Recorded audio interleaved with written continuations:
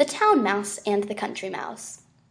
A Town Mouse visited a relative who lived in the country. For lunch, the Country Mouse served wheat stalks, roots, and acorns with a dash of cold water for drink.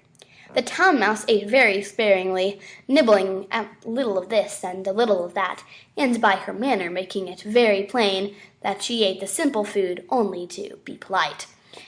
After the meal, the friends had a long talk, or rather the Town Mouse talked about her life in the city, while the Country Mouse listened.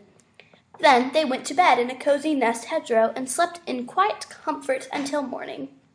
In her sleep, the Country Mouse dreamed she was a Town Mouse, with all the luxuries and delights of city life that her friend had described for her. So the next day, when the Town Mouse asked the Country Mouse to go home with her, she gladly said yes. When they reached the mansion in which the Town Mouse lived, they found on the tables in the dining rooms the leavings of a very fine banquet.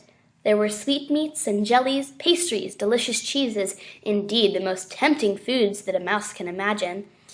But just as the Country Mouse was about to nibble a dainty bit of pastry, she heard a cat mew loudly and scratch at the door.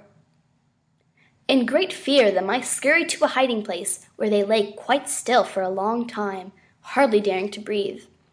When at last they ventured back to the feast, the door opened suddenly, and in came the servants to clear the table, followed by the house dog. The Country Mouse stopped in the Town Mouse's den only long enough to pick up her carpet bag and umbrella. "You may have luxuries and dainties I have not," she said as she hurried away, "but I prefer my plain food and simple life in the country with the peace and security that go with it."